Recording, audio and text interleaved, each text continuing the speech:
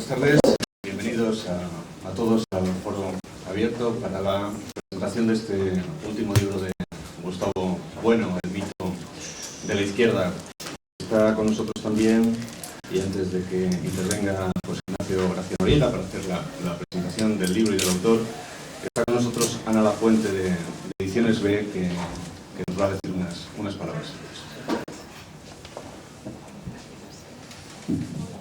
Buenas tardes, muy brevemente, porque como que estoy un poquito afónica y no puedo hablar mucho, simplemente darles la bienvenida y agradecerles su presencia en nombre de Ediciones B de Grupo Z a la presentación aquí en Oviedo de Mito de la Izquierda, las izquierdas y la derecha, ya en su segunda edición, que acaba de salir. Es el segundo libro del profesor que publicamos en Ediciones B, tras el éxito de Telebasura y Democracia, y como ven, pues este lleva el mismo camino. Agradecer también a la librería Cervantes, a Conchita, por supuesto a Javier, su acogida aquí en la librería, y por supuesto al escritor y periodista Ignacio Gracia Noriega por la presentación. Y como no, a don Gustavo Bueno por seguir confiando en Ediciones B. Muchas gracias a todos.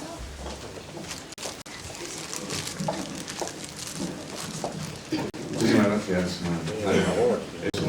es un placer teneros aquí a Ediciones B de nuevo, en foro abierto de la librería Cervantes. José Ignacio Gracia Noriega, Llanisco, es, yo creo, uno de los escritores asturianos más críticos, fecundos, independientes y originales del panorama literario español. Vive en Llanes, en una casona rodeada de libros. No se sabe de cuántos gatos, ese número es variable. No, solamente tengo 3, desgraciadamente. Incluso a lo mejor sabe los nombres. Claro que todos. Luego nos lo dices. Dedicado allí a su oficio, que es el de escribir, se sirve de antiguas plumas y de máquinas, también quizá no tan antiguas como las plumas, pero en cualquier caso están un poco reñidas con los últimos avances tecnológicos. Sí, no, tengo una herramienta que era mi abuelo, o sea, yo con ella. Estudió en las universidades de Oviedo y Madrid, licenciado en literatura hispánica, y ha ejercido el periodismo tanto en radio como en la prensa regional, madrileña, andaluza. Desde hace años viene colaborando en el periódico La Nueva España. Es miembro del Instituto de Estudios Asturiano, cronista oficial de Llanes. Lo era. ¿Lo era? Lo dimití. Bueno. Dimití. En aquella cueva polvorienta no se puede estar. Como ven, es una presentación a dúo. Hombre, si es que no me acuses más llena de exactitud. No me acuses de ser más decimonónico. Bueno, yo no acuso a nadie de nada. De ser todavía más decimonónico de lo que soy. Bueno, pues narrador, ensayista, articulista, gastrónomo, crítico literario y cinematográfico, autor de libros de viajes. Ha publicado Asturias en pocas palabras, las crónicas de la cofradía de la Mesa de Asturias, crónicas viajeras, literatura asturiana en castellano, Indianos del Oriente de Asturias, Una playa azul por Oviedo, El viaje del obispo de Abisinia a los santuarios de la cristiandad, Semblanzas, Dudoso paraíso, El muro de la eternidad, Vísperas del nuevo tiempo, El viaje del norte, Alarcos en Oviedo y Hombres de brújula y espada el año pasado. Ha recibido los premios de novela Tigre Juan, Casino de Mieres, el Asturias de novela. Forma parte del consejo de redacción de la revista de filosofía Basilisco, y me gustaría destacar sobre todo que es un excelente polemista y un grandísimo conversador. Y sin más, para no hacer nada largo esta presentación, les dejo con José Ignacio Gracia Noriega. Muchísimas gracias. Muy bien, muchas gracias. Y, en fin, a mí Gustavo me dijo que disponía de 3/4 de hora, más luego lo que hable él. Entonces, pues, en fin, vayan preparando la tienda de campaña.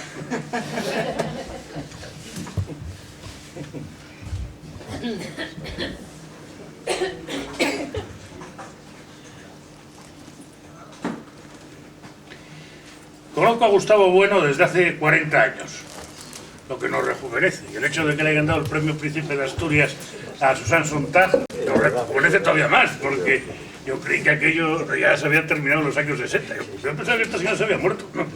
No sé por qué. Cuando lo leíamos en 16 años, ¿eh? Sí, claro, y luego se dejó de leer porque verdaderamente solamente se refería a aquellos años. No había distancia. Pues bien, digo que hace 40 años que nos conocemos.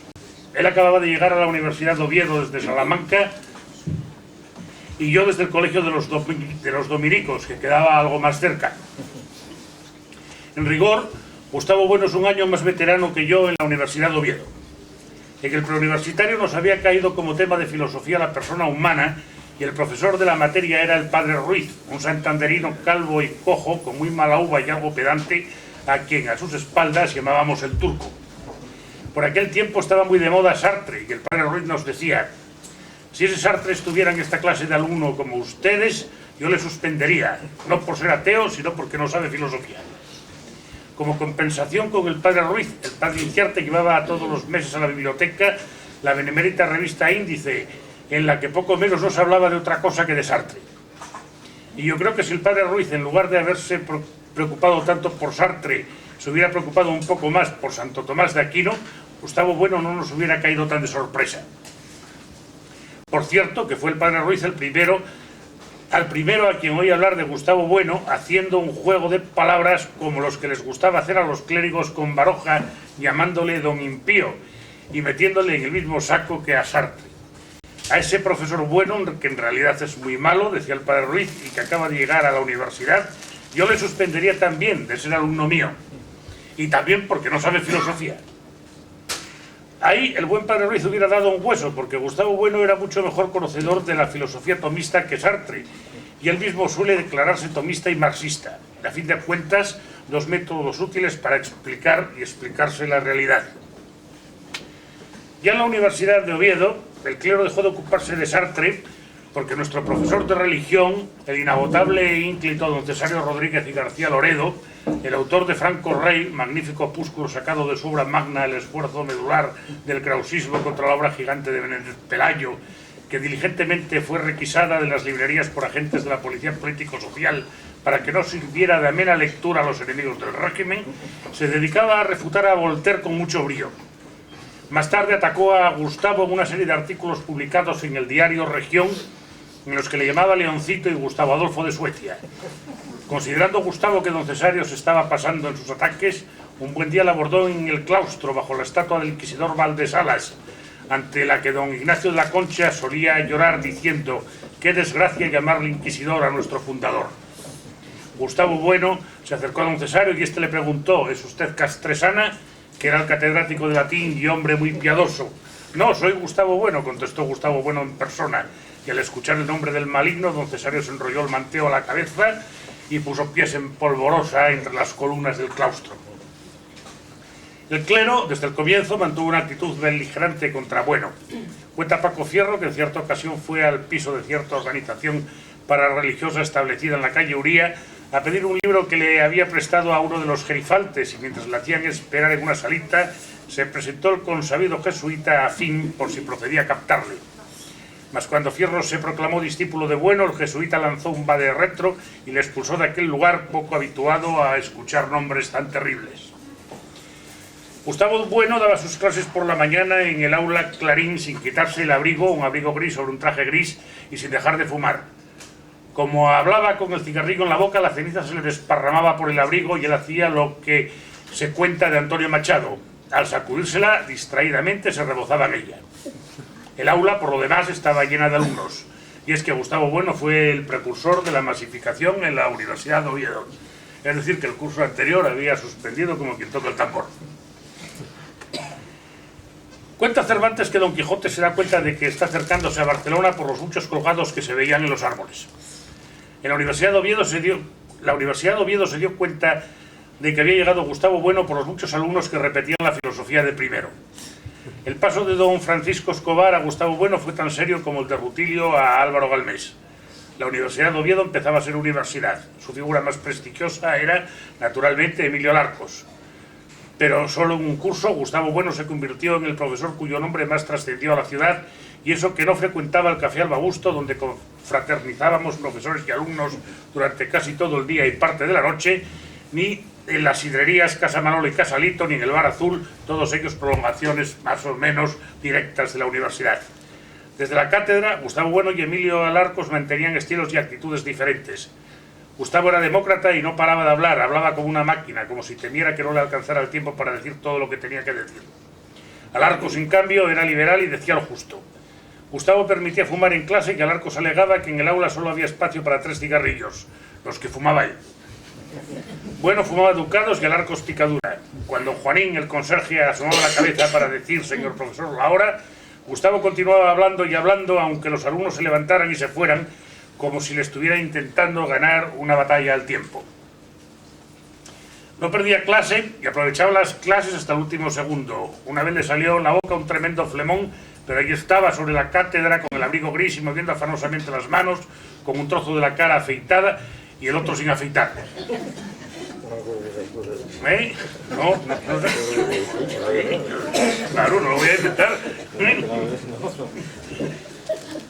Con Gustavo Bueno llegaron a Oviedo la Revolución del 68 y la Primavera de Praga con un lustro de antelación.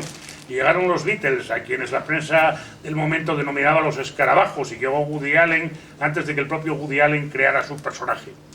Gustavo Bueno llegaba desde Salamanca, donde había publicado un manual de filosofía escrito en colaboración y había mantenido una buena amistad con el obispo, Monseñor Barbado Viejo, a cuyo palacio episcopal acudía por las tardes a tocar el piano. Guarda Gustavo Bueno un afectuoso recuerdo de aquel obispo asturiano. En cierta ocasión me prestó sus libros, que son en verdad notables, para que escribiera sobre él una de mis entrevistas en la historia. Al obtener por oposición la cátedra de universidad a comienzos de la prodigiosa década del 60, Gustavo Bueno vino a Oviedo con ilusión y alegría. Él siempre explicó por qué vino a Oviedo y por qué vino para quedarse. Porque le apasionaba explicar en la ciudad en la que 2 siglos antes había explicado y escrito Feijoo. El padre Feijoo fue modelo reconocido para Gustavo Bueno, quien no duda que de vivir Feijoo estos días iría como va él a los estudios de televisión a desenmascarar brujos, hechiceros y malandrines. A lo largo de su ejemplar trayectoria como profesor, como escritor y como hombre público, Gustavo Bueno mantuvo una apasionada actitud socrática. Solo socrática. En Gustavo, Sócrates se funde con Feijoo porque en realidad los 3, Sócrates, Feijoo y Bueno, son de la misma estirpe. Gustavo Bueno es riojano y buen riojano reconocido, hijo de un médico rural positivista y curioso de todas las cosas, a quien alcancé a conocer y de quien creo recordar que estaba escribiendo un libro en el que pretendía explicar todas las cosas del mundo, tarea que años más tarde emprendería su hijo con singular energía y entusiasmo. Gustavo Bueno, médico de Santo Domingo de la Calzada, inauguró una dinastía de Gustavos Buenos que alcanza en estos momentos a Gustavo Bueno IV, el hijo de Carlos Bueno y nieto de don Gustavo. En La Rioja tiene Gustavo Bueno sus raíces y las mantiene a caballo entre Santo Domingo de la Calzada y Asturias. En cierta ocasión en que estaba yo comiendo con mi mujer en un restaurante de Santo Domingo de la Calzada, le pregunté a una camarera si conocía a Gustavo Bueno, a lo que me contestó: sí, es ese señor que sale por la tele. Tenemos pues a Gustavo Bueno casado con Carmen, al lado de todo gran hombre hay una gran mujer, y no estoy repitiendo un tópico, ejemplar padre de familia y catedrático de la universidad. En primer curso explicaba historia de la filosofía. En los 2 primeros trimestres no pasó de los presocráticos, ni siquiera llegó a Platón. Pero cada clase era un recorrido por toda la historia de la filosofía de arriba abajo. En lugar de dar explicaciones lineales, hoy Anaximandro y mañana Anaxímenes, se lanzaba hacia adelante hasta llegar al siglo XX y luego, siguiendo la técnica del flashback, retornaba al punto de partida. El tercer trimestre lo dedicó a Locke, unas clases preciosas. No contento con las clases, don Gustavo dictaba un seminario los sábados por la tarde en el aula escalonada del viejo casón de la calle San Francisco, al que acudían puntualmente el inspector Núñez Ispa, eterno alumno de tercero de Derecho, y otros efectivos de la Policía Político-Social, que fatigaban las muñecas tomando apuntes durante los primeros minutos, pero pronto cansaban y entonces ponían palotes detrás de los nombres más significativos: Marx, Engels, Lenin. De modo que al final hacían recuento del que resultaba que Bueno había citado 13 veces a Marx, 7 a Engels, 4 a Lenin, etc. O sea que casi siempre ganaba Marx por goleada. Aunque peor fue lo que sucedió en Lugo, donde un policía culto descubrió que el marxismo procede de Hegel, por lo que la policía político-social, después de encomiable esfuerzo, llegó a detener al mismísimo Hegel sin que le valiera la coartada de haber fallecido en Berlín el 14 de noviembre de 1831. Aquello era ir a las fuentes y lo demás tonterías. En segundo curso, don Gustavo explicó lógica matemática, lo que causó verdadero estupor a la mayoría de los alumnos, que habíamos respirado con alivio cuando dejamos atrás las matemáticas en cuarto de bachillerato, creyendo que para siempre. Algunos estudiantes nos reuníamos con don Pedro Caravia en el bar de Casa Bango los jueves. Don Pedro, catedrático de Filosofía del Instituto y orteguiano y liberal de buena ley, seguía con atención las innovaciones de Bueno, aunque desaprobaba la lógica matemática. Él consideraba que lo más conveniente en una facultad de filología, entonces no había empezado a funcionar todavía la especialidad de Historias en Oviedo, sería un curso sobre Bitcoin, y puede que no le faltara razón. Poco más tarde, Gustavo Bueno descubrió en la Escuela de Maestría Industrial de Castro Polo al etnólogo Ramón Valdés de Toro, que estaba avalado por la traducción de los 3 tomos de Cristo y las religiones de la tierra, Magna Summa etnográfica, dirigida por el cardenal Koenig, y consiguió traerla a la Universidad de Oviedo, donde se reveló como excelente profesor, claro y seguro, y como etnólogo de extraordinaria competencia. Este encuentro fue beneficioso para ambos profesores y para los alumnos, y yo creo que a partir de entonces empezó Bueno a interesarse en serio por la etnología, interés del que el animal divino es culminación y prueba. A su impecable e implacable labor académica, Gustavo Bueno unía una firme y coherente oposición política, de oposición, claro, eso al régimen anterior. Gustavo Bueno era antifranquista al otro lado de la puerta del aula. En su despacho, reducidísimo y cargado de libros hasta el techo, se hablaba de todo y también de política. Pero en las clases solo hablaba él torrencialmente y de filosofía. Tan solo en una ocasión que yo recuerde, don Gustavo dejó de explicar filosofía académica para referirse a lo que sucedía en la calle aquel día estaba tomada por los grises. Y don Gustavo nos vino a decir que la filosofía en abstracto no vale para nada ni sirve para nada, que el estudioso de la filosofía debe mirar hacia la calle y preocuparse por lo que sucede en ella. Gustavo Bueno, de espíritu libre, aborrecía las dictaduras y a los déspotas tanto entonces como ahora. Ahora, precisamente por su condición de riojano, que sabe qué es el pan y qué es el vino y le llama al pan pan y al vino vino, Gustavo Bueno sigue comprometido porque, como escribió Dürrenmatt, todavía hay que seguir luchando por las cosas evidentes. Mas no vengamos al presente cuando todavía queda mucho que decir del pasado y, por desgracia, no podré decirlo todo. Gustavo Bueno no solo era entusiasta, era también optimista y voluntarista. Cierta vez me lió para que yo dirigiera en la universidad un montaje de Galileo Galilei de Bertolt Brecht.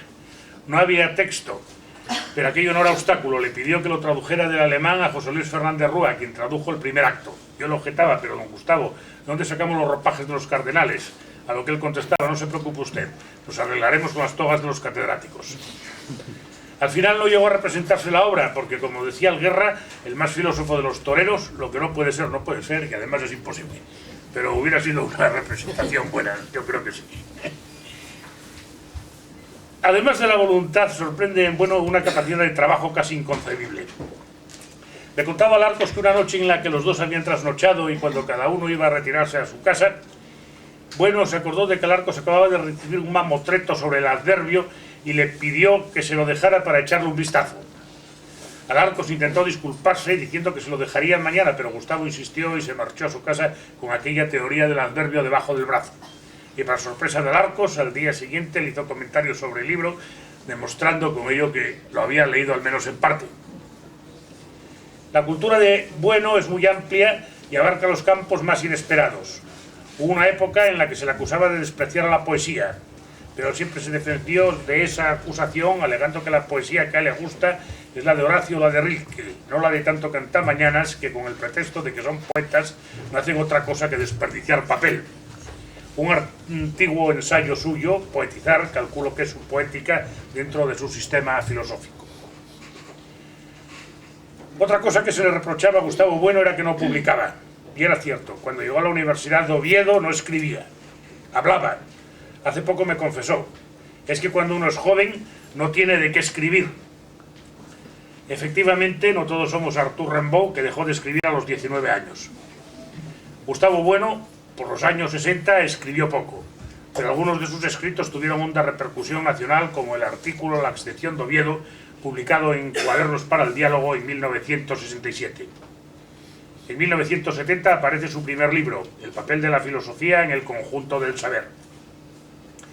Fue como la primera arremetida de un torrente que surge de una fuente, pues a este siguieron torrencialmente otros libros: Etnología y Utopía, ensayos sobre las categorías de la economía política, ensayos materiales, la filosofía presocrática, idea de ciencia desde la teoría del cierre categorial, el individuo en la historia, el animal divino, Simplonqué, cuestiones codovitales sobre Dios y la religión, nosotros y ellos, materia, la recopilación sobre Asturias, etcétera, etcétera, etcétera, etcétera. Su polémica con Sacristán sirvió para fijar posiciones respecto a los conceptos de filosofía académica y filosofía mundana. Por los años 60 y 70, Gustavo Bueno era un estricto defensor y practicante de la filosofía académica. Podemos, por tanto, considerar como contradicción que en estos momentos sea el filósofo más conocido en España, lo que implica en cierta medida una cierta mundanidad. Sus últimos libros, España frente a Europa y el mito de la izquierda, que ahora presentamos, constituyen extraordinarios éxitos editoriales. Gustavo Bueno, desde el libro y desde la televisión, está llevando a cabo similar labor a la que Unamuno y Ortega y Gasset realizaron desde las páginas de los periódicos. Y la misma labor que realizó Feijóo desde sus libros, tan leídos en toda Europa, y desde la tertulia de su celda ovetense. Filosofía mundana, en fin, pues como Gustavo nos dijo un lejano día, no hay filosofía ni sirve para nada si el filósofo no se asoma a la calle. De la cátedra minoritaria a la multitudinaria televisión, Gustavo Bueno ha llegado a la filosofía mundana por los más rigurosos caminos de la filosofía académica.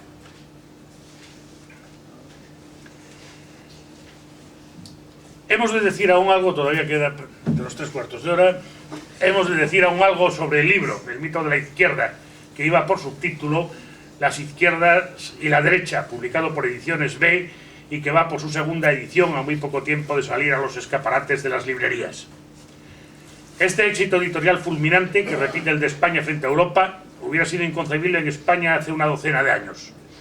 No recuerdo quién consideraba casi utópico, a mediados del siglo XX, que el discurso del método llegara a venderse en los puestos de periódicos de las estaciones de autobuses o de ferrocarril. Pero más inconcebible hubiera sido pensar, unos años más tarde, que Gustavo Bueno llegaría a convertirse en un auténtico autor de bestsellers. Sin cultivar la figura del filósofo mundano a la manera de Sabater, pongo por caso, Gustavo Bueno es en la actualidad el filósofo español más popular junto con Ortega y Gasset. Es más, cada uno a su tiempo han desarrollado parecidas funciones, con la diferencia de que Ortega y Gasset escribía en la época del periodismo y Gustavo Bueno se expresa en la de la televisión. No ignoro que hubo obras filosóficas de éxito editorial posteriores a Ortega y anteriores a Gustavo Bueno, como Sobre la esencia de Zubiri, libro que aseguraba haber comprado todo el mundo, desde Camilo José Cela hasta Lola Flores. Pero este no es el caso de España frente a Europa y del mito de la izquierda, principalmente. Si ambos libros constituyen y están constituyendo grandes éxitos de edición, se debe a que plantean cuestiones que interesan a un amplio sector de la población española, no necesariamente especializada en materia filosófica, y que Bueno ha sabido dirigirse a sus lectores preocupados por la historia presente y cuyo rumbo les produce evidentemente cierta perplejidad y no poca inquietud. En la extensa obra publicada de Gustavo Bueno podemos distinguir dos amplios sectores. El de los grandes planteamientos teóricos, formulación del materialismo filosófico al que Bueno se ascribe, obras como El animal divino, El mito de la cultura, primer ensayo sobre las categorías de las ciencias políticas, etc., e incluso textos delimitativos y didácticos como qué es la filosofía o qué es la bioética, y que en conjunto contribuyen, valga el juego de palabras, al cierre del cierre categorial como sistema filosófico, y de otra parte sus aplicaciones prácticas, de las que son exponentes España frente a Europa, El mito de la izquierda y los dos libros sobre la televisión, Televisión, apariencia y verdad, y Telebasura y democracia. Ni siquiera el lector más apresurado puede incurrir en el error de incluir a este último bloque bajo el rótulo de sociología. porque, aun admitiendo que Bueno se aprovecha de materiales que pueden ser descritos como sociológicos, su punto de vista amplía con mucho el del sociólogo y también el del historiador.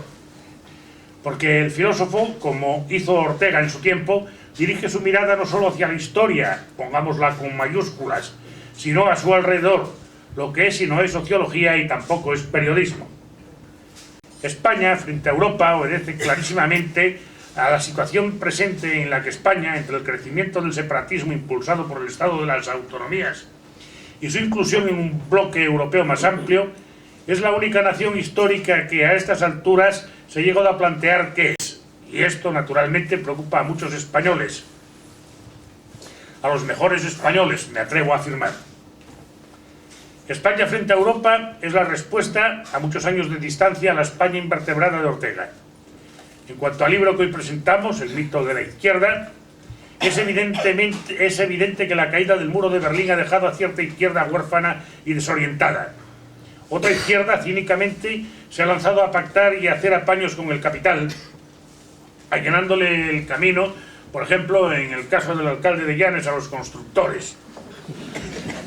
Como escribió Aquilino Duque, este pacto ha sido posible gracias a que, debido al poder corruptor del dinero, la izquierda ha renunciado a sus objetivos, en tanto que la derecha, por dinero, es capaz de vender la cuerda con la que la han de ahorcar. De este apaño será la izquierda quien salga más perjudicada, ya que, como escribió André Malraux, si la izquierda fue durante tanto tiempo algo diferente de una comedia, fue porque se oponía a la derecha, que era ante todo el dinero. En este libro, Gustavo Bueno, en vez de negar las diferencias entre la derecha y la izquierda, como se pretende ahora, las afirma, clasifica y describe. La tesis fundamental del libro es esta, advierte el autor al lector al comienzo, que mientras cabe reconocer una unidad unívoca de fondo a las derechas, en cambio no cabe reconocer una unidad semejante a las izquierdas. Cabría hablar, por tanto, de la derecha, pero no de la izquierda. Las izquierdas son muy diversas y están en conflicto, a veces a muerte, entre sí. No cabe hablar de una unidad de fondo entre las izquierdas porque su unidad es analógica, lo que quiere decir que las izquierdas son en sí mismas diversas y que solo pueden considerarse semejantes en virtud de alguna proporción que presupone y corrobora precisamente su diversidad irreductible. Otra cuestión es que algunos partidos que se presentan como de izquierda pretendan invadir por oportunismo electoralista el terreno de la derecha y que algunos políticos de derecha, asimismo por oportunismo, hablen como si fueran socialdemócratas. De eso, en fin, tenemos ejemplos que no hace falta señalar, y ahora en las próximas elecciones que se aproximan, pues los veremos a montones.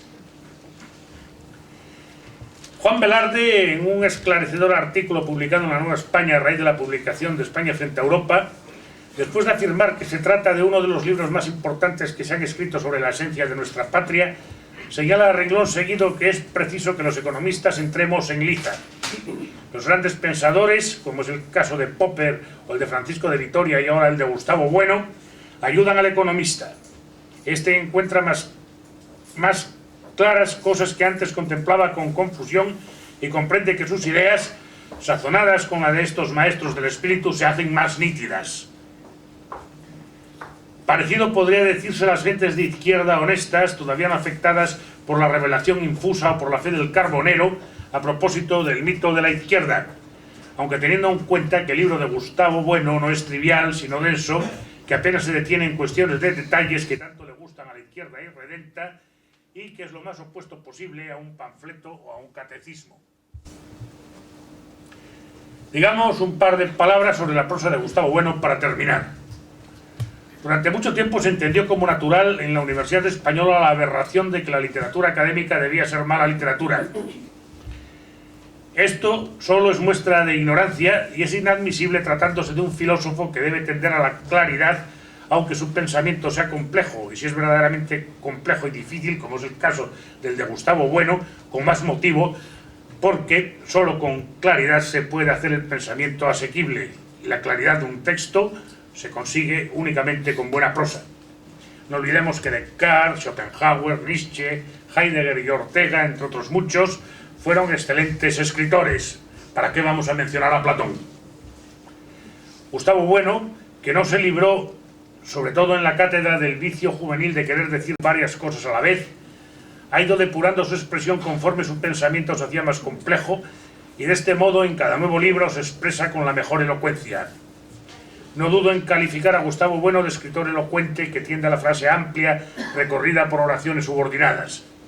Que estas frases, por otra parte, se aferran a la idea para expresarla con exactitud. Exponer con claridad lo que se pretende decir es escribir bien.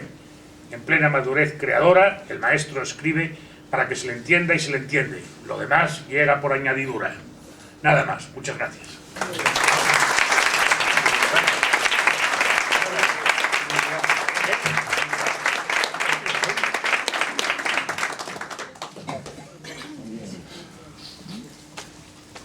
Bien, pues. Ahí va. Dios. Ya, no. Bueno, me levanto para que me vean. Entonces, pues muchas gracias ante todo por su presencia y por esta semblanza que ha hecho Ignacio Gracia Noriega, donde he aprendido tantas cosas, ¿verdad? He aprendido muchas cosas porque las he recordado y otras que no recuerdo, pues creo en su palabra enteramente, ¿no? Sí, no. Y No soy invención. Y sobre todo lo que me ha interesado más, lo que me ha, bueno, eso es importante, lo que es un crítico reconocido, las observaciones finales que ha hecho sobre mi prosa, que lo ha asombrado, porque eso sí que es algo que yo no pretendo, de manera que si realmente la prosa, desde el punto de vista literario, pues resulta aceptable, pues para mí es lo mejor que se puede hacer, claro, lo mejor que se puede hacer. Bien, pues nada, voy a decir, para no entretener demasiado, y porque supongo que todos ustedes van a leer el libro, o lo han leído ya, ¿verdad? Voy simplemente a decir 4 cosas sobre el asunto para cumplir el trámite y un poco que vean mi punto de vista en este momento. Por de pronto a Ediciones B hay que agradecerles la presentación del libro, ¿no? Que es atractivo por... esto demuestra que tienen verdaderos artistas en todo lo que se refiere al diseño, a la presentación. Es una... Bueno, me lo han dicho muchos, ¿eh? En el escaparate la gente queda atraída por él. Muy bien. Luego la lectura pues da gusto, la forma de papel, es decir, como libro, es decir, que otros libros míos realmente pues ya para atrás, realmente. No, hombre, España frente a Europa está bien también. España también, sí, no, además, está muy bien porque la letra es suficiente, bueno, está francamente bien. O sea, el libro como libro, vamos, pueden ustedes tener la seguridad que está... No, además este libro tiene una cosa, que es que el nombre del autor es más grande que el título del libro, lo que demuestra que es usted un clásico. Claro, bueno, Que le compran a usted, no por el libro. Hombre, eso pasa siempre, supongo, ¿no? Salvo las novelas, pues, salvo a las insustancias de Son San... ¿Sí? Me callo. Bien. No es que recordaba como hace 40 años leíamos todos lo de Sontag, ¿verdad? Ah, Sontag, sí. Era una insustancia, pero en fin, era entonces, ahora han cambiado los tiempos y ahora aquella insustancia ha podido adquirir muchas sustancias nuevas. Pues, no quiero meterme muchas cosas. Con el jurado de los PNP de bueno, muchas cosas raras. La sorpresa ha sido morrocotuda. Es que muchas cosas raras se leían entonces y muchas películas raras se veían entonces y muchos teatros raros. No me coincidir la sorpresa, ¿verdad? Entonces, aquellos años, ¿verdad? Bueno, pues, ¿qué es este libro? ¿Qué ha pretendido ser este libro? Una forma de decirlo sería esta. Ante el estado de la cuestión, que todo el mundo habla de izquierda, ante el hecho de que la izquierda tiene todavía un prestigio extraordinario, yo, por ejemplo, puedo decirles rápidamente esta anécdota que fue uno de los mecanismos por los que este libro empezó a escribirse. El año pasado estuve yo en un curso de verano de Fuerteventura que estaba dedicado a un tema como periodismo y política, o así, periodismo y política. Y estaban allí las primeras figuras nacionales de politología, de campañas electorales, etcétera, etcétera. Total, yo tenía que dar ahí unas conferencias, 2 o 3 conferencias, en vez de que me recordaba, sobre Montesquieu, sobre cosas diferentes. Bien. El caso es este. Uno de los análisis de aquel curso, trabajando sobre material de películas y vídeos, era tratar de determinar las razones por las cuales en un debate electoral, por ejemplo, el de Kennedy y Nixon, o bien el de Felipe González y Aznar, por qué razón llevaba la victoria uno u otro. Y naturalmente los análisis que hacían los especialistas en más media pues eran análisis de tipo formal, pues por ejemplo si uno miraba a la cámara o miraba enfrente, si uno bajaba la vista, si tenía la voz de un modo u otro, si hacía periodos largos, en fin, cosas de este tipo. Y analizando este tipo de factores que eran importantísimos e interesantísimos, claro, que explicaban muchas cosas, pues deducían que allí la victoria tenía que haber sido para Felipe González en un caso, para nadie en otro, etc. Iban a decir bien. Yo recuerdo que en el caso de Felipe González, pues yo viendo los vídeos, yo quería encontrar la razón por la cual se había llevado la victoria a Felipe González. Y además que esta razón es la victoria mediática, digo, que esta razón es la que determinaba su postura ante las cámaras. Dijo Felipe González en aquella ocasión en un momento dado, nosotros venimos aquí, y entonces subió la voz y claro, decir esto tuvo que mirar a las cámaras, tuvo que decir, venimos aquí porque representamos a la izquierda, Yo les hice observar, bueno, toda la disposición etológica de Felipe González diciendo esto, ¿verdad?, engallándose, tal, era obligado por lo que decía, por el contenido, de manera que no se puede diferenciar los contenidos de los modos de decirlo. Bien, discutimos, se metió la razón en parte, bien. Y entonces yo me di cuenta que Felipe González no estaba diciendo nada. Dice, yo represento a la izquierda, ¿y eso qué es? ¿Se dan cuenta? ¿Eso qué es? No decía absolutamente nada. ¿Por qué? Pues porque la izquierda es una palabra vacía, es como si dice, señores, yo os traigo aquí, os represento aquí a Dios. Pues Dios no existe, por tanto no puede decir nada. ¿No se dan cuenta? Digo esto que está aquí el Papa, porque ya está bien, ¿verdad? Ya está bien historia. Ya está bien historia. Y si alguno se ofende, pues porque se vaya. No menos porque aquí hay tolerancia para todos. Hay tolerancia para todos. Y esto, y yo por mi parte cada vez más, ¿verdad? Cada vez más seré más agresivo porque ya está bien, ¿verdad? Bien. Bueno, pues total, la izquierda es una palabra sin sentido. Yo he leído muchos folios de Felipe González y sé que este hombre no tiene capacidad para decir lo que es la izquierda. No, lo sé perfectamente, ¿verdad? Lo peor que puede hacer un libro es escribir un libro, como sabe todo el mundo, porque aquí te retratas completamente. Bueno, entonces resulta que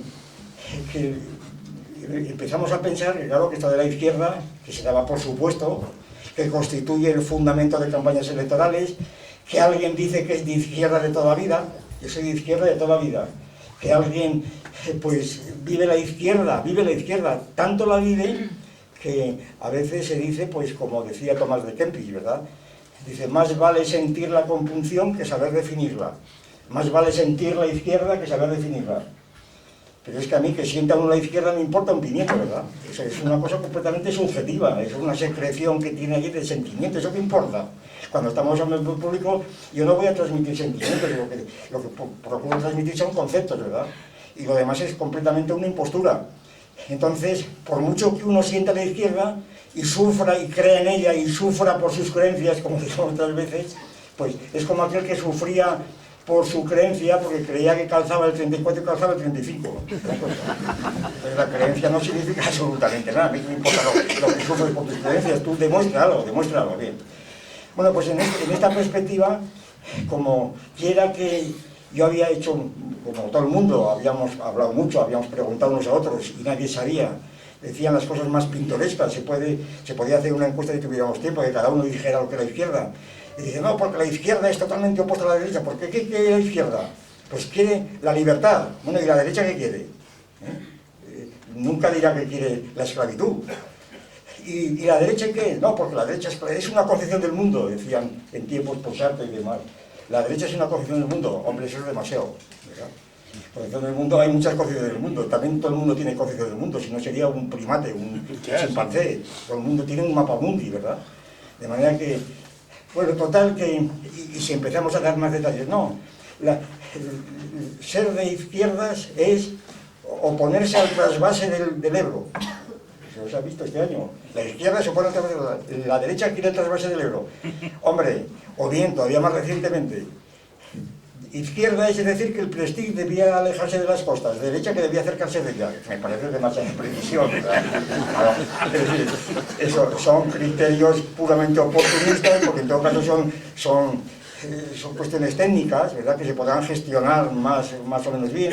Tampoco se puede decir La derecha es ladrona por naturaleza, ¿verdad? La propiedad es un robo, ¿verdad? Y la izquierda no es honrada. Bueno, ya lo hemos visto con Filesa y demás. O sea, que, pues, es decir, tenemos ejemplos, o el ejemplo que ha puesto Ignacio hace un momento, es decir, tenemos ejemplos para todos los gustos, ¿verdad? Allí ha robado todo el mundo cuando ha podido, de derechas a de izquierdas, ¿verdad? De manera que hay ejemplos empíricos no valen para nada. Eso es sencillamente intolerable, a mi juicio intolerable. Y yo particularmente, si a mí me ha venido muchas veces uno, yo soy de izquierda toda la vida, pues mejor para usted, si se lo chupa a usted, a mí que me importa, usted dígame lo que es, ¿verdad?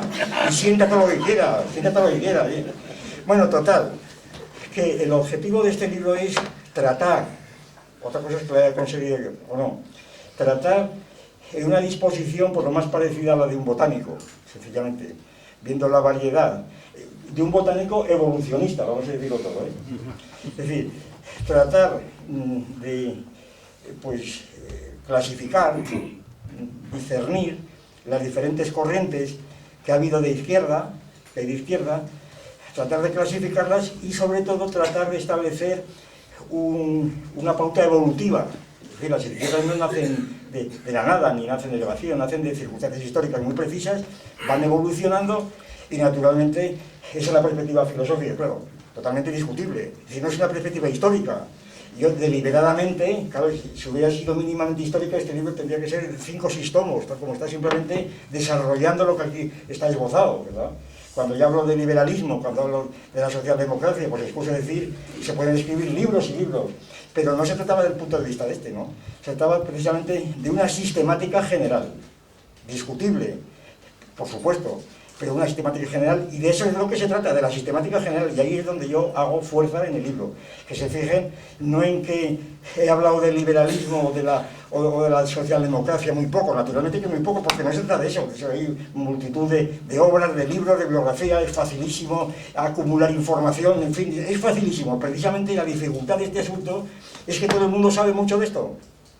Y es cosa de decir, se empieza a contar a lo que se llama ahora la memoria histórica, ¿verdad? La memoria histórica, un ejemplo típico de la imbecilidad de tanta gente de izquierda, la imbecilidad, a ver si se entera aquí alguno, la imbecilidad.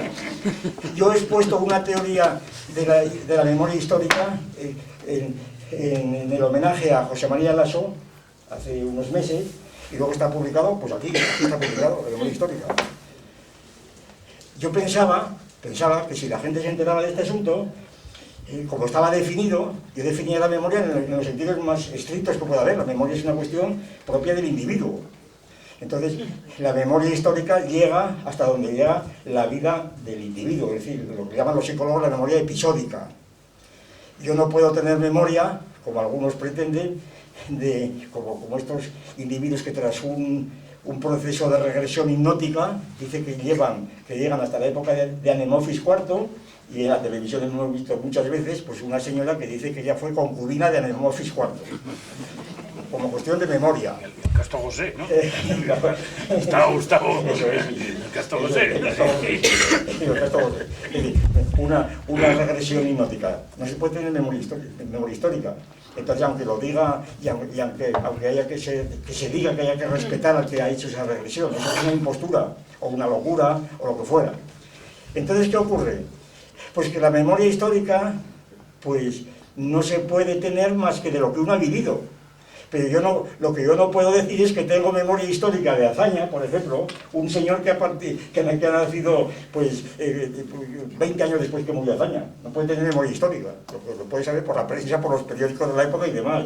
Y entonces se dice, no, vamos a recuperar la memoria histórica de Azaña. Entonces se dice en la Nueva España todos los días, por un personaje que no hace falta citarlo, que claro, también conoce, ¿verdad? Está hablando de Azaña que tiene memoria histórica, pero hombre, tendrás memoria histórica, ¿verdad? Tendrás. Y entonces la historia no es cosa de memoria, es cosa de entendimiento. ¿Qué quiero decir con esto? Pues que da igual decir una cosa que otra. Que yo he expuesto la memoria histórica y la gente incluso reacciona más fuerte. Vamos a hacer memoria histórica. Y empiezan a hablar de Espartero y de Narváez, ¿verdad? Memoria histórica. No, pues no. Entonces, realmente parece que es inútil, que es totalmente inútil escribir. Muchas veces es inútil, porque además los que dicen esto es que lo han leído y entonces quieren reafirmarse y vuelven a hablar como si no hubieran leído nada, ¿verdad? Por lo menos que te refuten, pero no. Bueno, pues entonces el objeto es este. El objeto es tratar de de aclarar conceptualmente, de aclarar y distinguir, pues lo que está confuso y oscuro, en el sentido clásico de la expresión. Es decir, lo oscuro se opone a lo claro. Y lo oscuro, bueno, hay una tradición cartesiana de Leibniz, en fin, aquí vamos a dejarlo. Aquí los términos los entiendo de la siguiente manera. Digo porque de aquí me lleva al concepto de mito. Un concepto es claro cuando se diferencia muy bien de su contorno. Por ejemplo, si yo veo la luna en una noche estrellada, pues la luna es un concepto claro, está redonda, una luna llena, ¿verdad? Y claro, me dirían enseguida, es que la luna no es un concepto, me diría este señor, el profesor dominico, ¿verdad? Y que la luna es una percepción. Hombre, por favor, eso ya está recorte. Bien. Bueno, no puedo explicar las razones por las cuales digo que la luna no es una percepción, sino que es un concepto, además de percepción. Bien. Como el sol es un concepto y una percepción. Por ejemplo, para que lo vean, por ejemplo, hay una tribu de África Central, los Biraka, que como no reconocen que el sol pues pueda dar vueltas por debajo de la tierra, que supone ya un desarrollo de la civilización extraordinario, ellos suponen que el sol que sale cada mañana pues muere, al ponerse muere, y que hay un poblado del sol en donde cada día sale un sol nuevo, ¿verdad? Y así el sol que sale es un poblado del sol que sale y muere. ¿Qué quiero decir con esto? Pues que el cohete del sol, que parece que es lo que vemos, resulta que es un resultado de un proceso histórico muy abstracto, ¿verdad? Y cuando digo el sol estoy diciendo un concepto abstracto, no estoy diciendo lo que veo, estoy diciendo un concepto abstracto producto de un largo proceso histórico. Bien. Entonces, en ese sentido, pues un concepto es claro como el sol o la luna cuando se diferencia del contorno. Y es distinto, no confuso, cuando sus partes están bien distinguidas entre sí, o suficientemente distinguidas. Por ejemplo, la luna puede ser claro y confuso, porque no distingo bien las montañas o lo que fuera, ¿verdad? Bueno, pues entonces, si yo digo la izquierda en general, es un concepto oscuro, porque no se diferencia bien de la derecha, y es un concepto, pues confuso, porque sus partes no se diferencian tampoco. Concepto completamente borroso, confuso, y cuando estos conceptos confusos y oscuros se toman como si fueran claros y distintos, se convierten en mitos. No llamamos mitos en el sentido de la acepción de la academia, no en el sentido clásico filológico, sino en el sentido de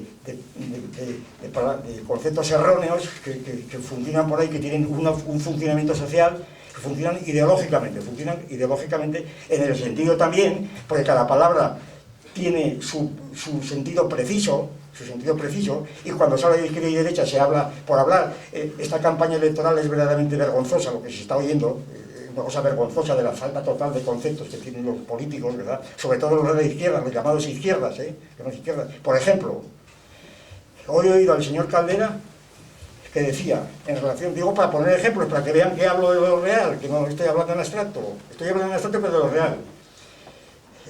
Reconocía en la televisión y el señor Caldera lo siguiente: hombre, esto de que Bush haya incluido a Batasuna en la lista de los terroristas internacionales está bien, pero lo que es intolerable es que el gobierno haya tenido que hacer una guerra para reconocerlo, porque esto no es ético.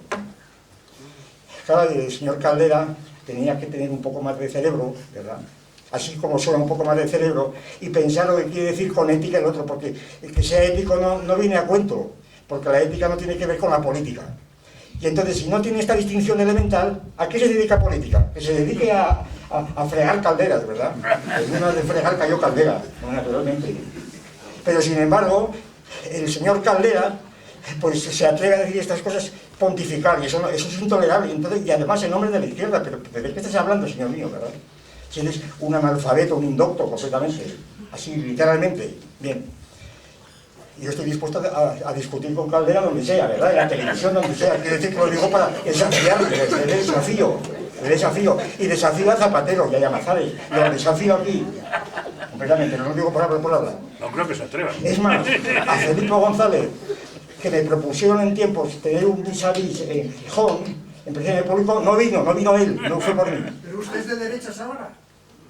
¿Y usted de qué es? ¿Usted de qué es? ¿Eh? ¿Usted qué es? Soy socialista. ¿Qué? Pues diga lo que es el socialismo. Ahora lo voy a hablar a usted. Ahora lo voy a hablar. Usted está insultando, ¿eh? Yo no estoy insultando, yo estoy definiendo. Yo estoy definiendo. Y si se espera el insulto, usted también. Espera un momento. No, por eso, ¿cómo se pica ya? Vamos a ver. Yo no puedo consentir cosas que se están diciendo ahí. Pues no las consienta. Sí, yo Pues, soy militante del Partido Socialista. pues por muchos y años. está usted Por insultando. muchos años. Yo estoy diciendo. Usted no es riguroso. No Vamos a ver. hace más que divagación. Vamos a ver. Vamos a ver. Vamos a ver. Venga usted. Sí, no, un momento, por favor. Un momento. No, que quiero discutir. Un momento, don Gustavo, Porque por esta es favor. Un momento, estamos en una presentación. Esta Estamos es en una la presentación de un crítica. libro. No, yo pido. No estamos insultando aquí a nadie. Por favor, yo Usted pido. consiente lo que quiera. Primero entienda, hombre. Primero entienda. Vamos a tranquilizarnos un poco. Por favor. Pues váyase. Pues váyase. Pues váyase. No, señor, yo estoy aquí como usted. Pues entonces no diga. Todavía no se ha enterado de lo que he dicho. Usted desconoce la historia de la derecha y la izquierda. Claro que hay Pero derecha ¿por e qué? izquierda. No, por favor. Que yo he pasado por ella. De eso se trata de hablar, De eso señor se mío. trata. Está Pero usted, no divaguen, hay que hablar está usted claro. introduciendo en la misma ingenuidad. No, es que está insultando. Nada, Yo no quiero consentir es un esto. ejemplo típico de los Yo soy un exmiliciano de la brigada de Bueno, África. pues muy bien, Y siéntala conozco mucho la la izquierda, historia siéntala contemporánea mucho, de España siéntala mejor mucho, que pero usted y hable. que el presentador, mejor. Siéntala mucho, Claro. pero a mí que me importa lo que sienta usted. Claro, ¿cómo que le sienta? Claro, mejor que usted y el presentador. Siéntala todo lo que quiera. Claro, con el presentador no se meta que no le falta. Claro que sí, que también tocó usted, ya en otras ocasiones. qué Que andaba usted por el bar Niza, de Salvador. Bueno, vamos Ahora a se ver. vuelve atrás. Aquí tenemos un ejemplo. Hipocresía pura. A ver, don Gustavo, queremos que siga hablando. Le Aquí queremos tenemos escuchar. un ejemplo puro de lo que es sentir la izquierda sin saber definirla. Este hombre siente la izquierda, pero pues muy bien que la sienta, pero que hable. Y entonces, sin saber lo que voy a decir, lo que estoy diciendo, está ya atribuyendo que no sé historia, que como si él supiera mucho, que él ha sido brigadista, está haciendo memoria histórica, pero de esto no se trata. Me alegro mucho de este incidente para que se vea como la cuestión es en serio, que no son tonterías lo que se habla aquí. Se trata de ir a fondo y en contra de ese tipo de izquierda, que está hundiendo a la izquierda precisamente, ese tipo de izquierda. Bien, entonces la idea central es la siguiente: tratar de hacer una taxonomía, como digo, botánica, si se quiere. Aquí hay opiniones divergentes, entonces tiene que aceptar que cada uno puede... Ay, si yo lo acepto, pero que hable. Mire, no ha insultado, ha definido. Ha definido. Ha definido. No, este tipo de gente no entiende la democracia porque además salió insultándome a mí. Además, que me caches en la Mario. Bueno, bien. Habló de los restaurantes de Asturias. Sí, bueno, Ahí es usted un especialista. ¿y a usted qué le importa? ¿A usted qué le importa lo que conozco yo? Se pique y de Encima no, es que me llamo gordo, joder.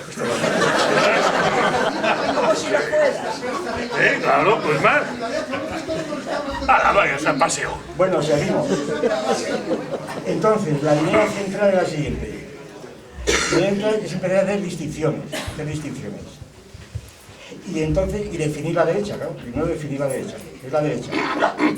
¿Y por qué la derecha es una? ¿Y por qué el mito de la izquierda? ¿Qué llamo mito de la izquierda? Si este señor hubiera tenido entendederas para seguir entendiéndome, ¿verdad? Hubiera visto que yo lo que quiero decir es no que la izquierda sea un mito, creo que he entendido, sino que es el mito, la unidad de la izquierda, que es muy distinto. El mito es la unidad de la izquierda, suponer que la izquierda es una. Eso es lo que llamo mito. ¿Por qué? Porque en el supuesto de que las izquierdas sean por lo menos 6 especies, que ya las describiré rápidamente, entonces hablar de la izquierda en general, eso es el mito. Es algo ideológico, interesante en términos electorales, pero eso no es, ese es el mito, lo que yo me mito, pero no es que no haya izquierdas, es que la izquierda no es una, sino que son por lo menos 6 corrientes totalmente distintas, incompatibles entre sí y en lucha a muerte entre sí. Bien. Entonces hay que también definir lo que es la derecha. ¿Qué es la derecha? La única definición que yo he encontrado, los únicos criterios que he encontrado, pues son los históricos, naturalmente. El término derecha-izquierda, como todo el mundo sabe, admite, aunque también es cuestión discutida, son unos términos que aparecen en 1789 en la Asamblea Francesa de la Gran Revolución, cuando los jacobinos se sientan a la izquierda, precisamente en la cuestión del veto, y los otros se sientan a la derecha. Y entonces cuando aparece la palabra izquierda en relación con una cuestión muy concreta, que era el veto real, y la izquierda jacobina pues empieza a desarrollarse y sobre todo se distingue por tratar de aniquilar el trono y el altar, es decir, el antiguo régimen, para decirlo rápidamente, representado entonces por Luis XVI, como todos saben. Entonces, la izquierda originaria aparece de este modo.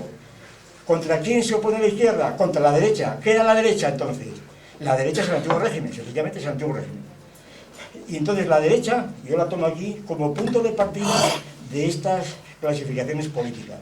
Es decir, la derecha, por así decirlo, es muy antigua. La derecha ha existido siempre. ¿Por qué? Porque la derecha está vinculada al Estado, que es el criterio que tomo yo para distinguir derecha e izquierda, la cuestión del Estado, como concepto político, Por esto la distinción que hago yo entre izquierdas definidas e izquierdas indefinidas. Izquierdas definidas, ¿qué entiendo por esto? Les confieso que la palabra definida me la inspiró Largo Caballero en un discurso del año 36, cuando las elecciones 36, cuando los anarquistas dudaban si entrar o no entrar en las elecciones, y le dijo Largo Caballero: señores, hay que definirse. Me hizo mucha gracia esta expresión porque es muy precisa, hay que definirse. Entonces, la izquierda definida, la tesis que mantengo en este libro es que se define en función del Estado, precisamente del control del Estado, es decir, de una sociedad política. ¿Y la derecha qué es la derecha? Pues la derecha es también algo que se define en función del Estado, es el antiguo régimen. Por eso la izquierda, distingo de derecha definida en función del Estado y derecha indefinida, de la que hablo rápidamente. Derecha indefinida, ¿por qué? Porque propiamente no está definida en función del Estado y de categorías políticas. Está definida de dos modos principales. O bien se definen las corrientes de izquierda en función de ciertos conceptos que no tienen nada que ver con la política en principio, para decirlo más rápidamente, que su reino no es de este mundo, para decirlo con las palabras más precisas, su reino no es de este mundo, es la Iglesia Católica principalmente, y las ONGs correspondientes, en donde las corrientes no son de izquierdas ni de derechas, están fuera de la política, pero al aterrizar, por así decirlo, y al tomar contacto con la realidad, tienen que definirse, o tratar de definirse, pues hacia la izquierda, hacia la derecha, y unas veces van a un lado y otras veces van a otro. Y entonces, por ejemplo, la teología de la liberación, lo que llama teología de la liberación, pues sería uno de los ejemplos que yo pongo de izquierda extravagante. Izquierda extravagante, suponiendo que no sea de derecha. ¿Sí? Porque ellas están fuera del mundo, extravagante en el sentido literal, que se constituyen fuera de la política. Y las izquierdas divagantes serían aquellas corrientes, sería un concepto que cubre aquellas corrientes que, habiendo procedido de la izquierda en principio, sin embargo, desbordan el campo político y se introducen en terrenos, pues el arte, por ejemplo, las vanguardias artísticas, el arte, cierto tipo de arte, pues la música, la filosofía, pues por ejemplo, es muy conocido, y así empezó el concepto de izquierda también. En los discípulos de Hegel, todo el mundo recuerda que se dividió inmediatamente en izquierda hegeliana y derecha hegeliana. Entonces, la izquierda ahí empezó a tomar sustancia en función del sistema hegeliano. Curiosamente, además, que también me parece que cito yo este hecho que es bastante interesante, había otra distinción entre los discípulos de Hegel, entre los viejos hegelianos y los jóvenes hegelianos. Resulta que los jóvenes hegelianos eran los de izquierda y los viejos eran los de la derecha hegeliana.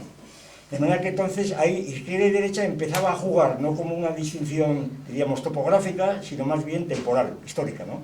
La izquierda era el futuro, los jóvenes hegelianos, y la derecha hegeliana era el pasado.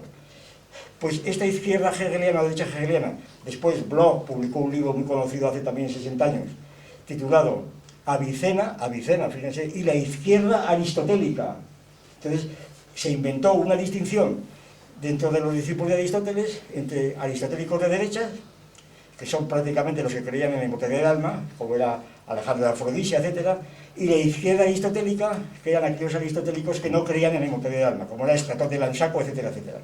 Y entonces Bloch, que era uno de los grandes pensadores marxistas de la época, pues, de Stalin y después, y de la RDA, pues aquella distinción pues penetró enormemente en todas las universidades de Europa, la izquierda de Avicena, la izquierda aristotélica y la derecha aristotélica. Bien, entonces, este tipo de izquierdas son los que yo llamo divagantes, porque naturalmente, por decir que Estratón de Lansaco, ¿verdad?, es de izquierdas, y decir que Alejandro de Alfonso es de derechas, me parece excesivo, ¿no? Me parece una cosa excesiva. Es decir, para entenderse. Para entenderse, pero en sentido político. Es decir, que no, y sin embargo era el sentido político el que el libro de Bloch se vendió en toda Europa por millares y millares, porque era el punto era la izquierda, la palabra izquierda que aparecía ahí, ¿verdad?, puesta, pero era una izquierda divagante. Como los artistas intelectuales que ahora escriben pancartas y mandan por ahí constantemente, pues son, en esta tipología son divagantes, divagan, ¿verdad? Porque ¿qué tiene que ver la izquierda o la derecha con, pues qué sé yo, con déjame que le hable, o háblale, o tú háblale? Eso película de Almodóvar que le han dado el Oscar, ¿no? Habla con ella, sí. No, pues que he visto la película, ni me acuerdo del título, ¿no? Habla con ella. Eso de izquierda o de derecha, pues lo que usted quiera, ¿verdad? Como la interprete, bien, como usted quiera. La película Chicago, que la vi el otro día, que es de derechas y de izquierdas, pues a ver quién la califica. Pues por de pronto vamos a llamarle izquierda divagante, ¿verdad? Y así por lo menos nos damos una pausa, bien. Entonces, la derecha, digo, es el antiguo régimen. Yo creo que es el concepto más sólido que se puede dar de la derecha todavía hoy día. Es el antiguo régimen y todo lo que viene después. Se diría, no, es que son cosas muy antiguas. No, no. Una cosa que ha ocurrido en 1700, al final de 700, en la época de Lavoisier, por ejemplo, eso no es antiguo, eso es de ahora, exactamente de ahora. Y el que cree que lo de ahora es el prestige, ¿verdad?, pues es que tiene un horizonte tan restringido que, en fin, es una organización social pues muy característica y muy conocida que los revolucionarios llamaban la derecha, aunque ellos no eran derecha. Porque aquí las dificultades ahora conceptuales y tecnológicas es que el hecho de que la derecha solamente sea derecha en función de la izquierda, que la forma, no quiere decir que no sea anterior. Es lo que pasa con padre e hijo, claro. Solamente es padre alguien cuando ha tenido un hijo. Ahora, sin embargo, el padre es algo que se supone anterior al hijo. Es un tipo de relaciones dialécticas cuyo análisis es mucho más sutil, exige más sutileza de la que parece, ¿verdad? Y que además de no tener bien analizados estos conceptos se producen unas confusiones terribles, pero en fin. Entonces, quiere decir que inmediatamente vendrá el dominico parecido al que fue profesor de Ignacio, ¿verdad? ¿Incurre usted en contradicción? No, no me fastidie, ¿verdad? Que es otra cosa, bien. Bueno, total que esta derecha, esta situación de derecha, es más, yo para cubrirme esta contradicción llamo situación de derecha, ¿verdad? Esta situación de derecha, del antiguo régimen, es la tradicional. Esto supone, y esta es una de las tesis fundamentales de este libro, que está esbozada aquí en otros, pero que hay que desarrollar mucho más, y que es, yo creo, la clave del asunto, pues se basa en el Estado porque el Estado supone un territorio. Sin territorio no hay sociedad política. Y entonces este territorio supone una apropiación de la tierra por parte de la sociedad que vive en él, y esta apropiación ya es incluso anterior a la división de clases, porque la división de clases en la famosa obra de Engels, Origen de la familia, propiedad del Estado, en donde la distinción de clases se hace en función del Estado ya constituido, aquí resulta que el Estado ya es una apropiación. Y con esto suscito uno de los temas más difíciles de tratar hoy día, que ha sido tratado precisamente por la escuela española. Y por escuelas españolas tenemos a Luis Vives y a Vitoria, ¿verdad? Nada menos, nada menos. Cuando se habla de Vitoria como fundador de Derecho Internacional y amante de la paz, yo no sé de qué han leído de Vitoria, quién dice esto, es que la cosa tiene demores, invocando a Vitoria como fundador de Derecho Internacional, pero si Vitoria dice, entre otras cosas, en las relaciones de Indias, dice, entre otras cosas, los españoles tienen derecho a entrar en las Indias, ¿verdad? Tienen derecho a sacar de él todos los metales que le sobren, y eso que no conocía el petróleo, ¿verdad? Y si se le resisten, pues pueden hacer la guerra. Y si en la guerra pueden bombardear una ciudad, Vitoria literalmente, y si en esta guerra mueren inocentes, dice, tienen derecho a bombardear la ciudad aunque mueran niños inocentes, dice, porque no buscan de intento la muerte de los niños, sino perácides, como decimos hoy, daños colaterales, ¿verdad? Es decir, está haciendo una apología de la guerra y de los derechos españoles a hacer la guerra. Esto lo dice el padre Vitoria. Entonces, estos señores juristas que hablan del derecho internacional y la sociedad Francisco Vitoria, ¿qué es lo que han leído? Y es otro de los misterios que están ahí planteados. Bien. Entonces quiero decir lo siguiente, que el Estado, en la medida en que supone ya una apropiación de un sector de la tierra, en contra de una máxima de Luis Vives, por ejemplo, en el famoso escrito de Vives sobre la comunicación de los bienes, el padre Vitoria, la tierra es de todos, era un principio escolástico que viene de muy atrás, ¿verdad? La tierra es de todos. El hecho entonces de que una sociedad política se constituya apropiándose de un territorio más o menos amplio, quiere decir que ahí está estableciéndose un principio, diríamos, de derechas. Un principio de derechas, ligado a la propiedad privada, que luego se reparte en el derecho civil, pero que se plantea a un nivel totalmente diferente, porque el derecho del primer ocupante aquí no vale, valdrá dentro del Estado. Si uno ha ocupado una finca por lo que fuera, ¿no? Por usurpación o por presura, lo que saben los jueces, ¿verdad? Entonces resulta que en el ámbito del Estado aquello funciona, pero en el ámbito histórico internacional no, aquí no funciona nada. Es decir, ¿por qué tenían más derechos? Es decir, es que tenían los indios, para hablar de los indios sin hablar de los moros del Irak, ¿verdad? ¿Por qué razón los indios tenían más derecho que nadie? Porque eran los primeros ocupantes, ¿y eso qué es? Es que el primero que se lo ocupa, si la tierra es de todos, los primeros ocupantes no tienen más derecho que los segundos, ¿verdad? Ese es el problema que está planteado aquí. Por tanto, aquí está planteada la guerra, sencillamente, la guerra. Aquí está planteada que el derecho que tienen los primeros ocupantes se funda exclusivamente, y lo demás es, a mi juicio, pura música celestial, se funda en la fuerza que tengan para resistir a otros que quieran cogerlo, ni más ni menos.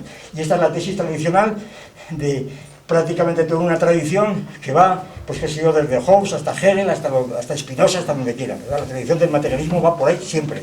Lo demás, decir es que tienen derecho natural, ¿y eso qué es? Es que tienen un derecho ético o moral, pero no tiene usted de historia. La única razón que alguien tiene para defender su territorio es la fuerza, y la fuerza militar. ¿Qué quiere decir entonces? Que una nación, como pueda ser España, que renuncia a su fuerza militar, ¿verdad? Por ejemplo, la bomba atómica, pues está condenada a hundirse. Esas son implicaciones. Bueno, voy a ir ya resumiendo para terminar.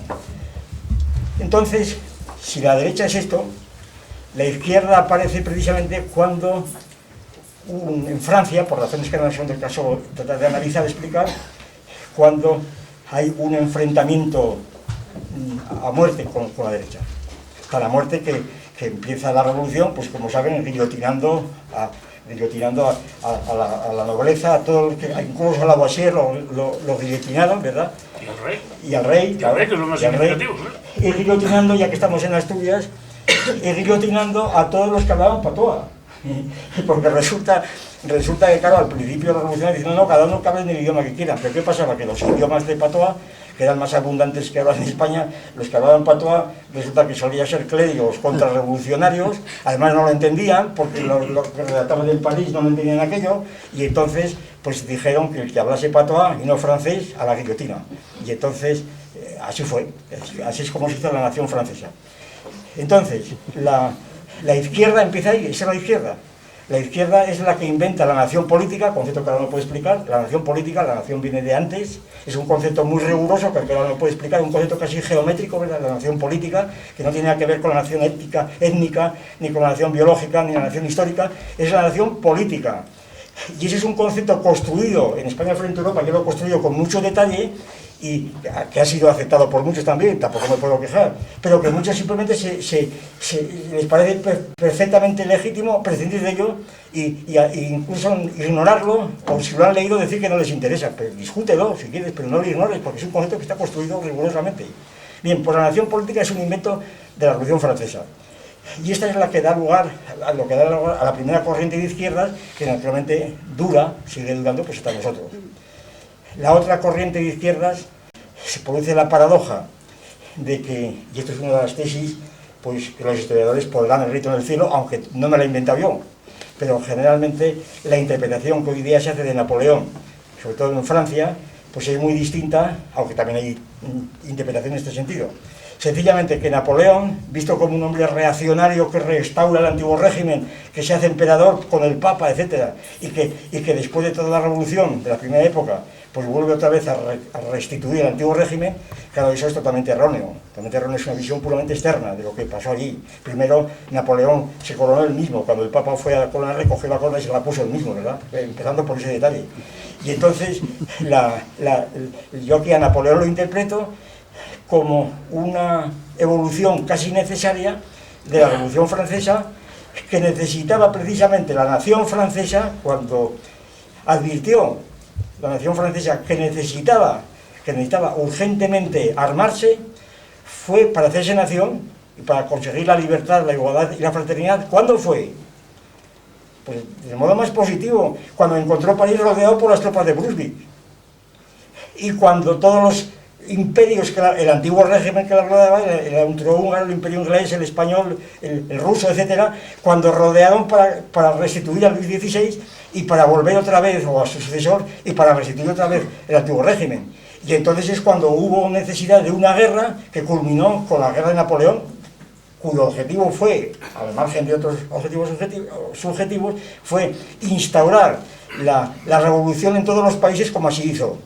Yo aquí describo muchos detalles de cómo se fue extendiendo precisamente la revolución a diferentes, y fue descabezando cabezas, o poniendo otras cabezas, o monarquías, constituciones, etc. Es decir, una palabra, la interpretación de Napoleón precisamente como una prolongación del espíritu jacobino, y además Napoleón era un jacobino y lo fue siempre.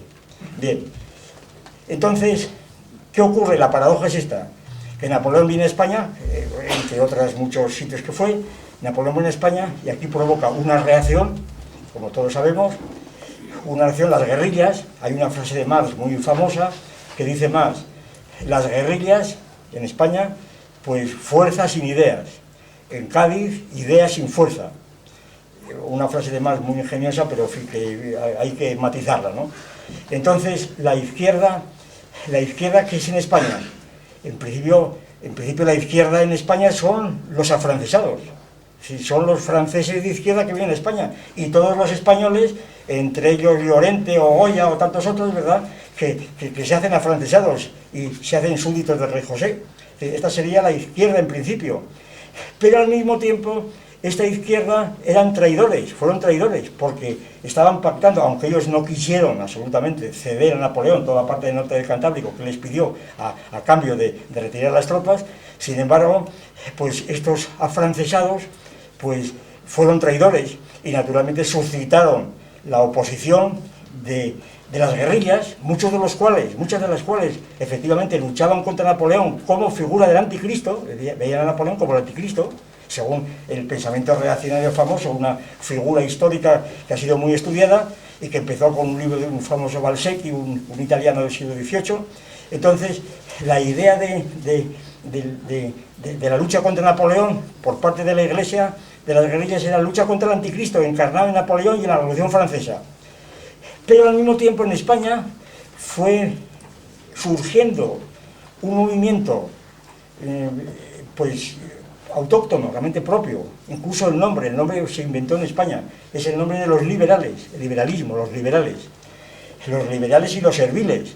Por cierto, una distinción que yo sugiero, porque no he visto de dónde viene este nombre, pero vamos, sugiero, como había una distinción muy tradicional en toda la filosofía escolástica entre las artes liberales y las artes serviles, ¿verdad?, pues yo sugiero que seguramente los liberales tenían que ver con las artes liberales frente a las artes serviles, que eran pues los que trabajaban con las manos, en una palabra, los trabajadores, los obreros, los mecánicos, como se decía en el siglo XVI.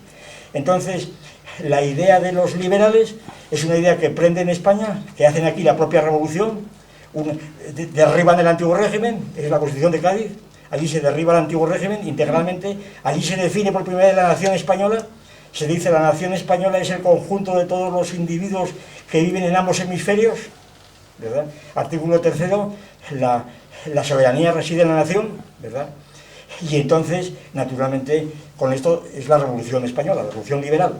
Y esta revolución liberal pues sigue a lo largo de todo el siglo XIX, en fin, la historia es larguísima, yo aquí más la esbozo, porque el liberalismo, que luego la palabra pasó a Inglaterra, el Partido Liberal empezó a formarse en Inglaterra, la tecnología y los liberales se extendieron por todo el mundo, pero es una tradición típicamente española y una izquierda característica que efectivamente, pues se derivó, evolucionó hacia la derecha muy pronto como natural, porque era una izquierda pues más débil, pero era de izquierda, puesto que concretamente en España abolió la Inquisición, ¿verdad?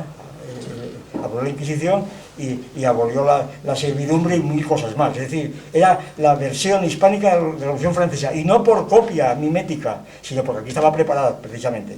Y como digo yo, pues en España se hizo la revolución, los liberales, pues con figuras como Inguanzo de Llanes, ¿verdad? Inguanzo, o Argüelles de Ribadesella y otros, ¿verdad? Que los asturianos tuvieron mucha parte, como sabemos. Cádiz, sí. En Cádiz, y esta revolución pues se hizo en nombre de un liberalismo y sobre todo en nombre de las tradiciones españolas. Eso fue curioso. Ahí en el discurso, en el preámbulo de las Cortes de Cádiz, allí está escrito por Argüelles, pues allí está citada el Leovigildo y el Fuero Juzgo y todo lo que quiera. Y entonces yo digo que así como Marx decía que los franceses habían hecho la revolución disfrazados de romanos, pues los españoles hicieron su revolución disfrazados de godos, ¿verdad? Eso es. De manera que esto es. Entonces, ¿qué ocurre? Pues que la libertad que había conseguido del antiguo régimen, que había conseguido la Revolución Francesa y los liberales en España hasta cierto punto, esta revolución pues da la libertad, y este es el capítulo que estudia Marx precisamente, da la libertad a unos individuos para hacerles libres de vender su fuerza de trabajo. Y entonces empieza una explotación mucho más dura todavía que la que podía haber en la época del antiguo régimen o del esclavismo. Es las descripciones que nos da Engels en la clase obrera en Inglaterra, todas las descripciones de Marx, que empieza la descripción realmente de la verdadera explotación del capitalismo. Y desde el punto de vista marxista, la revolución francesa es la revolución burguesa, precisamente es donde empieza el capitalismo. Es la crítica más tremenda que puede hacerse a la revolución burguesa y al jacobinismo y por supuesto al liberalismo. Es sencillamente la revolución, es el instrumento en donde el capitalismo primero empieza a consolidarse como tal. Y entonces es cuando en estas discusiones a mitad de siglo pues comienza una tercera corriente en donde se pone la clave, precisamente la clave, el origen de la derecha precisamente en el Estado. Es el Estado lo que es el origen de la derecha es el Estado. Entonces, la única forma de barrer la derecha del antiguo régimen no es hacer la revolución del Estado-Nación de los jacobinos. La única forma es barrer el Estado. Y esto es lo que hace el anarquismo, sencillamente. Esta es la tercera corriente que yo llamo anarquismo, que es anarquismo, la Primera Internacional, Bakunin, etcétera, etcétera.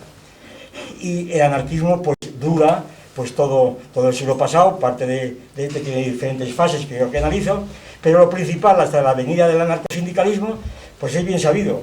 Si se trata de arrasar el Estado inmediatamente, lo que hay que hacer es la acción directa, la bomba, etcétera, asesinatos de jefes de Estado como Cánovas, etcétera, de tantos Canalejas, es decir, las bombas del Liceo, en fin. La acción directa conducía sencillamente al suicidio completamente. Entonces son las famosas discusiones tremendas sobre la Primera Internacional de La Haya, etcétera, entre Marx y Bakunin, etcétera, muy conocidas, y es cuando una corriente procedente de La Salle, que estaba más o menos vinculado a Bismarck, ¿verdad? Estas corrientes procedentes, y en parte a Engels, y a los albaceas de Engels, como podía ser Bernstein principalmente, pues entonces estas corrientes simplemente yo las sintetizo de este modo. Haber creído ver que el Estado es una plataforma imprescindible para hacer una revolución de izquierdas. Es decir, que fuera del Estado no se puede hacer esta revolución. Y entonces esta cuarta corriente, que va a ser la socialdemocracia, lo que llaman la socialdemocracia, y llamada a sí misma marxismo ortodoxo, la época de Kautsky, etcétera. Esta socialdemocracia, pues más o menos, la tesis de Bernstein en general, pues que pretenden apoyarse en Engels, por tanto directamente en Marx, pues esta corriente, la socialdemocracia, que estará llamada a desempeñar un papel central en todo el siglo XIX, y lo sigue desempeñando, esta socialdemocracia, ¿cuáles son los fundamentos desde el punto de vista del Estado? Pues suponer que el Estado, constituido como Estado de bienestar, atención, que esta idea aparece en Bismarck, que fue el que amparó a La Salle precisamente y a otros. Es decir, el Estado de bienestar es un Estado al que se llegará de un modo pacífico, no violento, en virtud del desarrollo gradual de las fuerzas productivas. Y por consiguiente habrá unos estados más avanzados que otros en donde el socialismo, lo que se llama el socialismo, simplemente por procedimientos pacíficos y democráticos, pues llegará a un estado de bienestar, sencillamente donde todo el mundo pues dejará de ser esclavo, todo el mundo participará de unos valores económicos, etcétera, etcétera. Bien. ¿Qué ocurre? Pues que el estado de bienestar se demostró, bueno, por lo menos muchos creen que se demostró. Yo aquí no quiero tomar partido, yo particularmente opino que se demostró, pero en fin, otros dirán que no, pero aquí está el contencioso de la socialdemocracia con el comunismo, aquí está precisamente. Se demostró que ese estado de bienestar necesitaba las colonias, sencillamente sin colonias no podía haber estado de bienestar.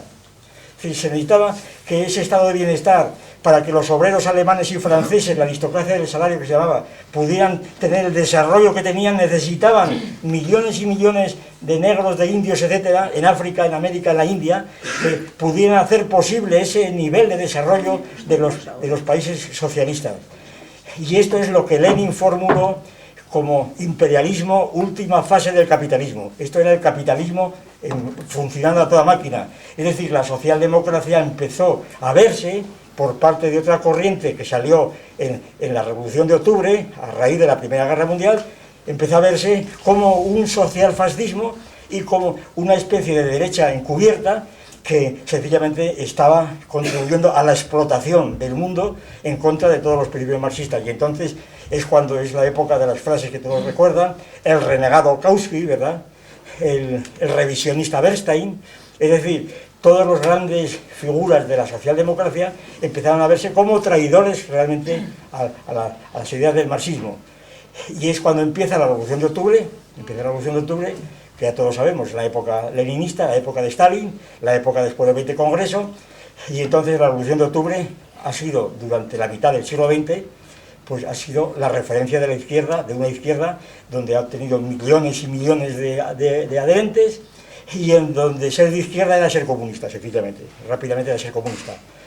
Y entonces este concepto de izquierda, que duró durante 3 años, que se enfrentó, que curiosamente además, esto lo subrayo mucho en el libro, que curiosamente no se llamaba de izquierda, atención, eso es muy importante, para los que digan como aquel señor y otros que él es de izquierda, resulta que Lenin, no así en la socialdemocracia, Lenin ni Stalin jamás se llamaron de izquierda. ¿Por qué? Porque es natural que si es cierta la exposición histórica evolutiva que estoy haciendo, la izquierda era un concepto burgués, puramente.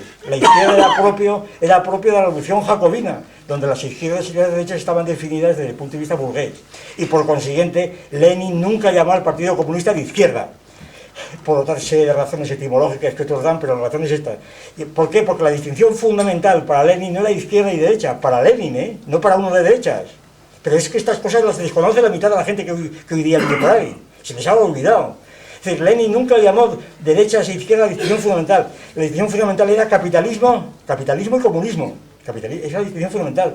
Y dentro del comunismo distinguía unas desviaciones de izquierda y otras desviaciones de derechas, pero dentro del comunismo, derivadas pues de la mayor celeridad que querían a la revolución, o la menor celeridad, o lo que fuera, ¿no?, a la política con las colonias, o lo que fuera, o con las provincias limítrofes. Entonces, la distinción fundamental, pero desde el punto de vista externo, todo el mundo llama izquierda al Partido Comunista. Y en las elecciones, y concretamente en España, es evidente. Yo aquí cito algunos casos de elecciones, en la Revolución del 34, en Asturias, en las elecciones del 33, del 36, pues allí se calificaban claramente como de izquierdas, se afiliaban las izquierdas y las derechas, precisamente ahí entraba el Partido Comunista y los sindicatos de izquierdas y el Partido Socialista, etcétera. Era clarísimo. Los republicanos, algunos, menos los republicanos de derechas, bien. Total que la Revolución de Octubre da lugar a un movimiento que dura 70 años, que es considerado como un acontecimiento histórico, que él mismo, yo aquí sostengo esta tesis también, continuación del jacobinismo napoleónico. Es decir, la idea de Lenin como continuación de Napoleón. Idea que fue aceptada muchas veces por Lenin y por otros, y que se pudo ver allí por los años 60, 50 y 60, se podía ver en la época que empezaba la Guerra Fría, de la amistad del Partido Comunista Francés, que era muy potente, con la Unión Soviética. Yo recuerdo hace muchos años haber visto, que aquí lo cito en el libro porque me impresionó, era una ciudad francesa que yo no me acuerdo, donde estaban los coros rusos, y donde allí multitud de gente totalmente entusiasmada, como ahora con el Papa, ¿verdad? O más, multitud de gente, pues empezaban a cantar la marsellesa, ¿verdad? La marsellesa, cosa de decir. Luego seguía el himno de la Unión Soviética, y luego el director se volvía al público y todos cantaban el Internacional. Allí estaba la historia reducida, ¿verdad?, a una secuencia, que era la Revolución Francesa, la Revolución de Octubre y luego la Internacional. Y claro, hoy día esto sería imposible, porque hoy que cantarían en aquellos recintos, en aquellos auditorios, cantarían los coros de la novena sinfonía, ¿verdad? Tarareaura, la novena sinfonía, la paz de todos los hombres, abrazaos millones, que dice el poema de Schiller, ¿verdad? Abrazaos millones, porque la gente no ha leído el poema de Schiller, lo que está detrás de los coros de la novena sinfonía. Lean el poema y verán lo que es bueno, ¿eh? Bien. Abrazados millones, y todos los hombres, los 5.000 millones abrazados con una pasta humana, ¿verdad?, para amarnos unos a los otros. Eso era la novena sinfonía, una fantasía de Beethoven, pero bueno. Entonces, la Revolución de Octubre, pues ya sabemos que por razones que fueran, hay muchas hipótesis, aquí no vienen a cuento de exponerlas, lo cierto es que hacia 1990 se derrumbó. Se derrumbó la Unión Soviética y con ello perdió la referencia completamente. Siguió, naturalmente, la izquierda asiática, la sexta corriente que yo cito, que es la maoísta, que sigue todavía, claro, que sigue todavía, como, fíjense, quizá como la verdadera antagonista de Estados Unidos, actualmente, que es la potencia capitalista por excelencia. Es más, muchas veces hemos defendido que la guerra de Irak y todas las cosas que tienen que ver con la política actual de Estados Unidos no es ni Irak, ni Saddam Hussein, ni el petróleo siquiera, sino que es China, que dentro de 50 años, pues China tendrá 1.500 millones de habitantes industrializados y es un país comunista. De manera que entonces no sabemos la evolución cuál será. Pero, a mi juicio, estos son los verdaderos protagonistas de la política actual. Y entonces, pues ignorar esto, ni siquiera plantearse, pues yo creo que es estar en la higuera, ¿verdad?, hablando de la paz y de la concordia, es estar en la higuera completamente, pero bien, cada uno que esté donde mejor disfrute, que es una de las palabras más extendidas del estado de bienestar. Aquí todo es disfrutar. Bueno, pues nada, pues que disfruten ustedes y muchas gracias.